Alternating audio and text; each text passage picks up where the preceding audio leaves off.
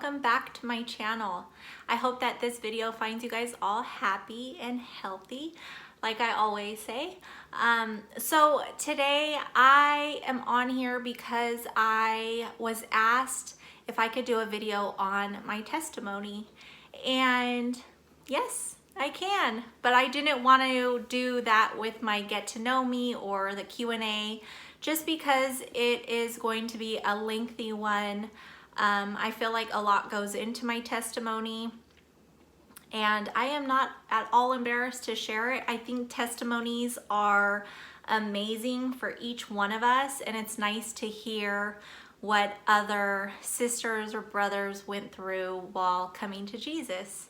So I'll kind of just give you guys a little background of my childhood and then leading up to meeting my husband, and then we'll go from there. So I had a really good childhood. You know, my parents were together. They are no longer together, but they were throughout my childhood. We had a really good childhood. We were always busy.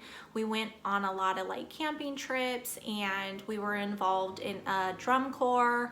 So we went to Disneyland every year with them. We traveled a lot. I was in parades and stuff like that. So I was very active, and I just had a really good childhood.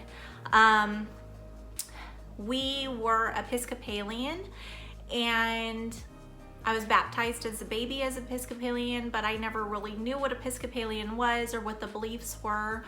I knew my family believed in God. I knew that there was a God. Did I know him? No. I literally remember when I was about 8 years old laying in bed thinking, like, when I die, what happens? You know? And then I got really scared because I thought, oh my gosh, I'm just no longer gonna be here. It's gonna be dark. It's like you're asleep and you're just gone. That's it. And I remember being really scared, and I don't know why I didn't ever talk to my mom or dad about that, because we're really an open family. I mean, we tell each other everything. Even back then, we were really an open family. So I don't know why I didn't ever talk to them about it. And they really, you know, raised us well. I don't have anything bad to say. They did the best that they knew. And yeah, so I just remember thinking that in bed and being scared. And I feel like God tried to talk to me sometimes, and I just didn't hear it. Like, I would go stay with my aunt and my uncle and my cousins, and they went to church. They were Lutheran. And I would go to church, and I'd go to youth group and stuff, but I never felt a connection. Like, I heard the words and I'm like, oh yeah, okay, but I never felt that connection. But I knew that there was a God. It's hard to explain, you know, but I didn't know. I don't know. I just didn't know. I didn't know God, you guys. I didn't have a relationship with him. So fast forward a little bit, and I was, I think, about 15, and me, my friends and I were in a color guard, and after rehearsal one day, we stopped by Safeway to get food and stuff, I guess. It was late at night. It was after rehearsal, so it was probably about 9 o'clock. We stopped at Safeway, and while we were at Safeway, we ran into somebody that my friend had known from school. We didn't really know him, but we've seen him. Or they had seen him, not myself, but they had seen him. His name was Dave, and he went up to one of my best friend and was like, hey, my friend really thinks you're cute at school, you know, let me call him for you. So he literally called him from Safeway on the Safeway phone and said, hey, you know, that girl that you think is cute is here, whatever. Okay, what teenagers do. So she talked to him for a minute on the phone, and they decided we were gonna hang out the next day. So this happened to be when my best friend's mom and dad just got married, and they were on their honeymoon. They literally just left that day on their honeymoon. So the next day, my best friend was having a party at her house. So him and his friends came, and then it was all of us girlfriends there. And that is where I met Oscar, my husband. And so we talked just for a second there, not really, you know, and then we had hung out with them a few times, and me and my husband, my now husband, but then not, were hanging out and we were just talking, and he was talking to me about God. Now the funny thing, this is not funny at all, but the strange thing is when he was talking to me, he was drunk. I was not drunk, he was drunk. No judgment, okay? This is pre-being born again, pre-knowing God. Like this, we were young and stupid.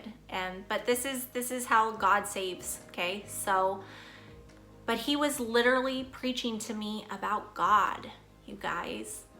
And I was listening. Like I was never like, oh, why is he talking about God? Like I truly was listening. Like I never felt a weirdness or anything. You know how some people feel a weirdness about it? I never did. So I just listened to him and we talked for a few hours, and then that was it for that. So we dated off and on for many years before we were really exclusive and just together as a couple.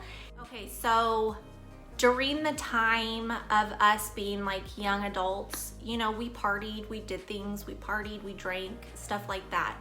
So we still hadn't found God at that time. And my husband was he wasn't like, okay, so he was an alcoholic, okay? But he wasn't an alcoholic like had to drink every single day, all night, all day, all night. It was more like binge drinking. It was like if he did drink, he couldn't stop. So it would last like days and then he would stop. So, and just to put this out here, I talked to Oscar about doing this video and talking about his testimony, but his testimony really aligns with my testimony, and that's why I'm bringing them both together. So to know my testimony is to know his testimony. So he would try to stop. He would tell me that he wasn't going to drink anymore, and then it would go for about a month, and then he would start drinking a little bit here, like a beer or whatever, when we were all hanging out with barbecues and stuff. And I think the biggest problem was I still drank when we were out with friends and stuff. I would have a drink, so then he would think in the back of his mind, well, maybe she'll be cool because she's having a drink. But automatically, whenever he started to drink, I was already like, oh my gosh, it's about to be like a nightmare.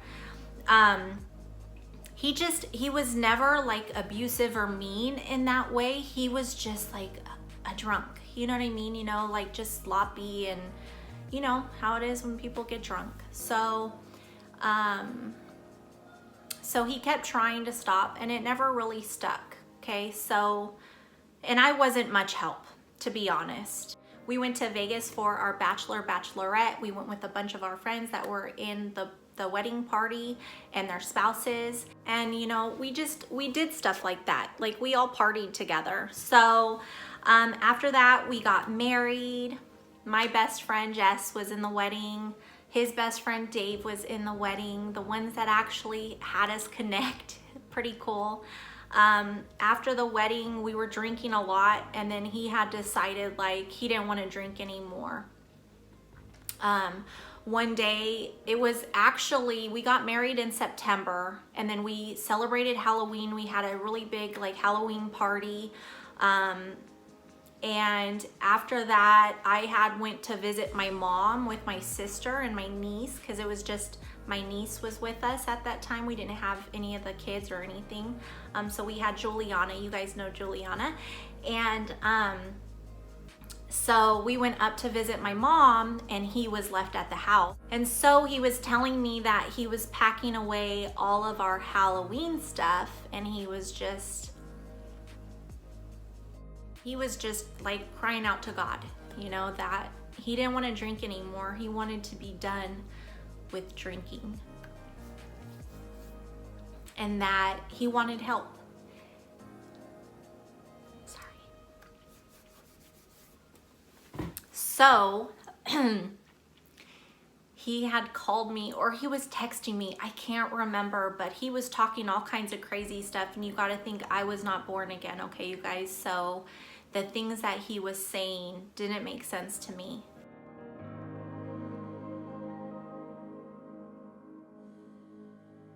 And then He was telling me later on that he had texted me. I think he told me over the phone. I can't really exactly remember, but he was telling me that he knew he was done with it. Like, it was taken from him. He felt it was taken from him by God. God told him, like, that's it. It's never going to happen again. You're good. I don't remember the exact words, but basically at that moment, he felt his chains ripped off, okay?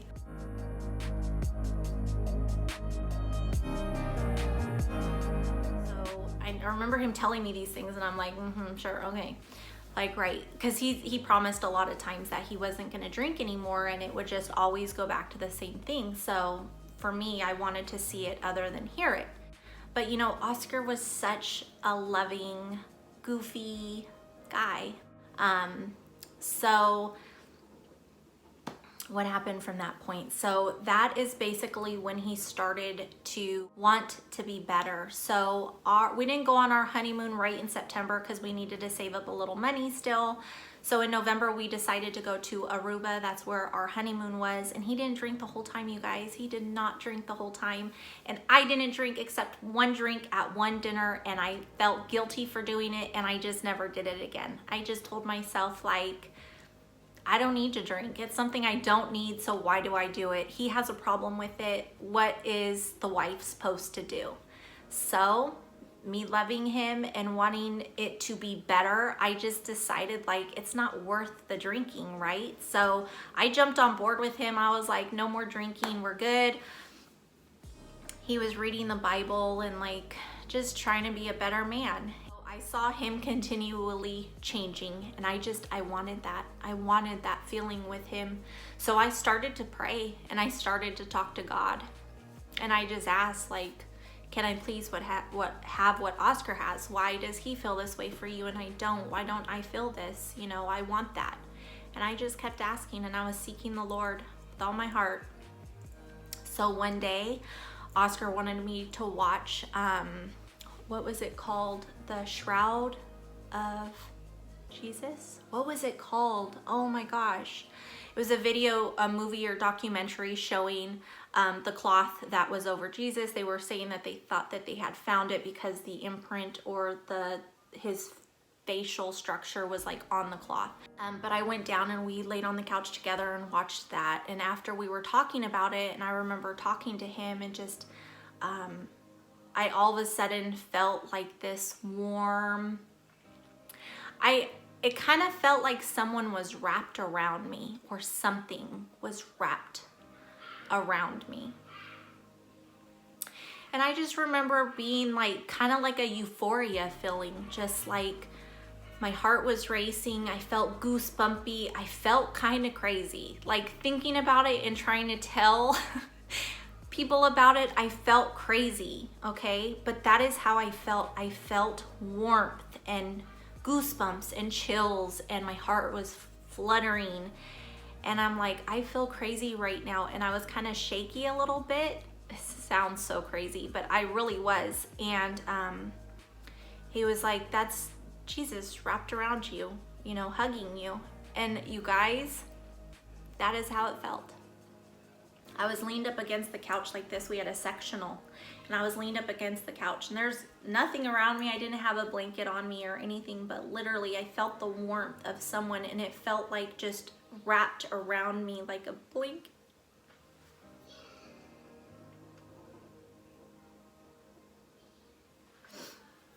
I literally felt like a blanket or arms or wings were wrapped around me. And from that moment, I was changed.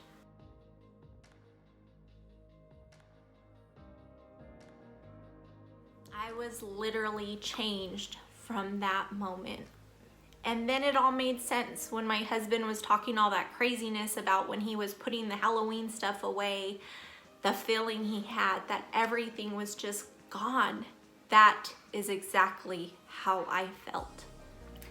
And it was crazy because the time after that, you know, growing in my faith, I automatically just didn't want to cuss anymore.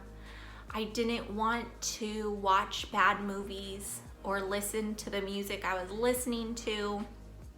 I used to listen to like rap and hip hop and R&B and stuff like that, and it just left me. Like, I didn't want to listen to it anymore. I would try sometimes, and just the words and how they talked, I just couldn't listen to it anymore. So crazy. It spoke to my heart in a different way. And our lives have been forever changed for the better. Fast forward a few months. So I want to say in February, I don't remember the exact day, it was at the beginning of the month. So I was with my sister and I got a call. So I got a call on my phone that Dave had passed away. So my husband was at home, so I knew I had to go home. So I went home, and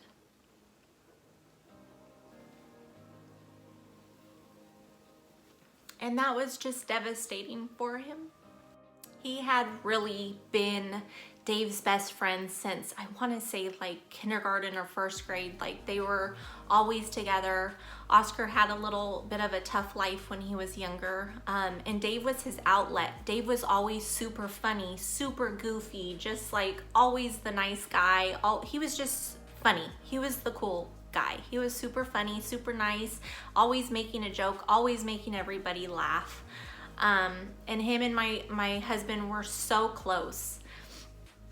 And he was like his outlet. So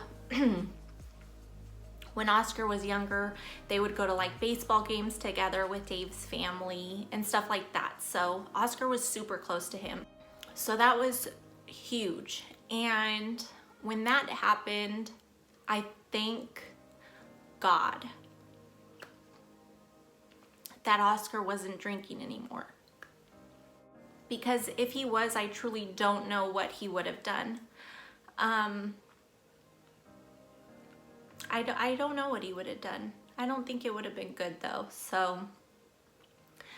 So at that time when Dave passed away, one of Oscar's cousins, older cousins, had just lost a best friend as well. I want to say like a year or two before. It was pretty close together. So my husband had called his cousin and asked what he had been doing to deal with the loss of his best friend. And his answer was reading the Bible. And so that's what my husband started to do. He just started reading and reading. And the way my husband is, when he's like hurting or upset, he likes to be alone. So he would really just listen to pastors, watch videos, read the Bible. Like, he just poured God's word into his heart, into his soul. I saw the goodness. I saw what he was learning. I saw what it was doing for him, and it was helping him, and it was mending his heart. When we found out that Dave passed away, that was in February, and I kind of felt like I was pregnant, and I had like a vision, it sounds crazy, but of me walking into the house that we previously lived in with a belly, like I was pregnant. Like, I pictured it, and I'm like, I think I'm pregnant. So I took a test without him knowing, and I found out I was pregnant.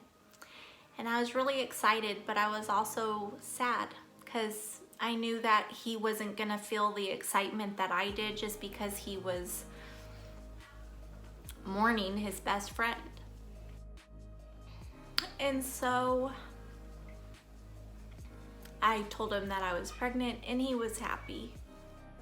And then immediately after he was happy, he was sad because he knew his friend would never meet her. And it was a hard time. The pregnancy was hard. As far as him being happy and not happy, and I wish that he was more happy, but he was going through so much at the time. He still hadn't picked up a drink. He wasn't drinking anymore. I wasn't drinking anymore. Obviously, I was pregnant, but even before that, when he stopped drinking, I stopped drinking back in November. That was the last drink I ever had on our honeymoon. But so I saw him continually changing, and I wanted that. I wanted that feeling with him. People think when you're a Christian you have to give up so much, but honestly, it doesn't even feel like you're giving it up, because you want to give it up. You know what I mean? Like, I'm sorry, I get super emotional and I feel like inside, I think it's the Holy Spirit. But, you know, it's nothing that we feel like we're giving up, like we have to give up this, or I can't cuss anymore, or I'm not gonna watch that movie, or, you know, it's something that I just feel like I don't wanna do anymore if it's not pleasing God. And I remember watching David Wilkerson. I don't know if you guys have heard of him. He's passed away now, but he had a sermon really, I mean, he'll light a fire under your butt, you guys. I'm serious. Like, he'll go get you going. He'll be moving that Holy Spirit in you guys like nothing else. But he said, if you can't sit down next to Jesus and watch what you're watching, then you shouldn't be watching it. And that just like so stood out to me. I was just like, oh my gosh, isn't that the truth, right? So that kind of woke me up a little bit. In my journey with being Christian, it's definitely been little steps in certain things. So we all go through our own convictions and our own timing and things like that. So I've gotten different convictions over the years. You just have to go on your own journey with God. He will lead you. He will show you what is right. He will tell you. You just have to follow in his footsteps. You have to just hear him. You know what I mean? And I wanted to show you guys something. So as I am talking to you guys, and when I was emotional and talking about what had happened, I glanced over at one of my lights, and literally it is a cross. And let me tell you guys, I use these lights every single day when I do my videos. Like, I use them all the time. I always see them, and I have never noticed the cross. But as I was going through a moment of emotion, I looked over and the light is shining across at me. Let me show you.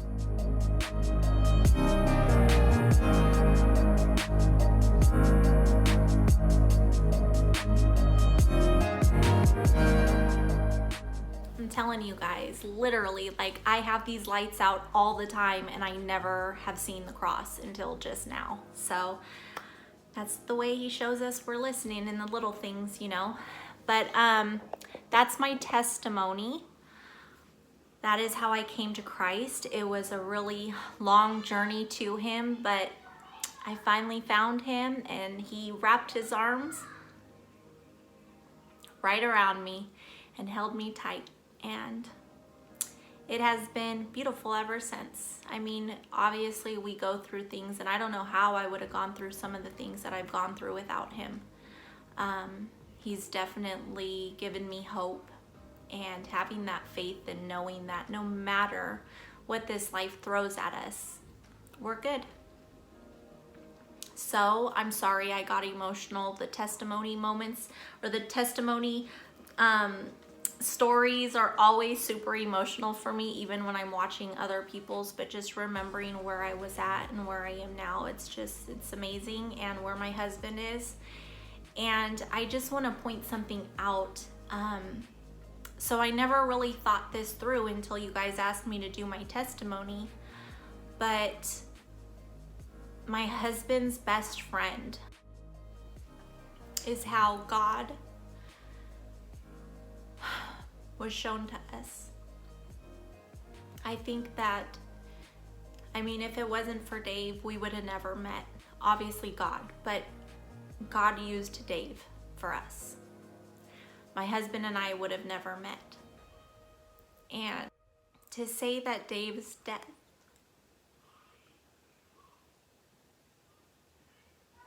was for us to come to Christ is hard, but it's true.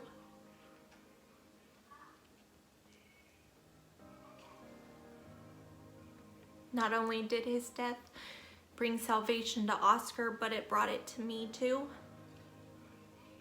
And my family, most of my family is saved. And Juliana was my niece that does school with us. My sister put her into a Christian school even before we started on this journey. So that helped bring God into our lives a little bit before he truly stepped in. But it's just amazing how things happen for reasons. Even though we don't know the plan or the reasoning behind it, you guys always just know that God's plan is always better. And good comes from bad sometimes. Because I truly feel like that's what happened in our story. So, may Dave's soul rest in peace. And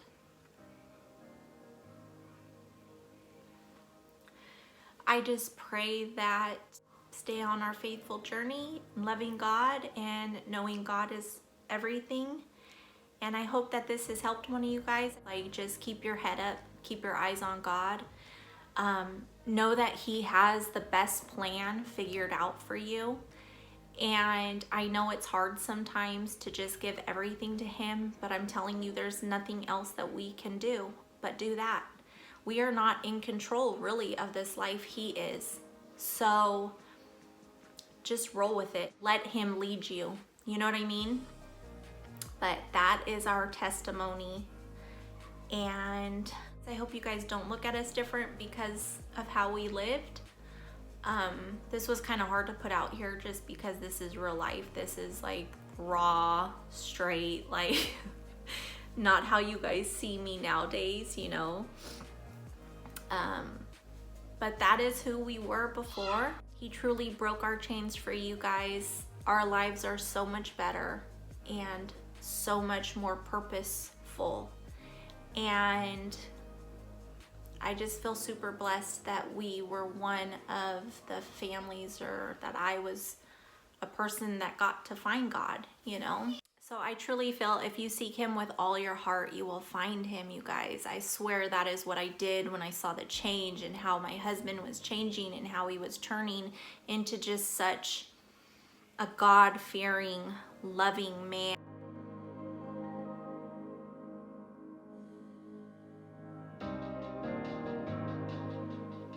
I just wanted to be on that same boat, you know what I mean? I wanted to feel that way. I wanted to look at life in the way that he was looking at life.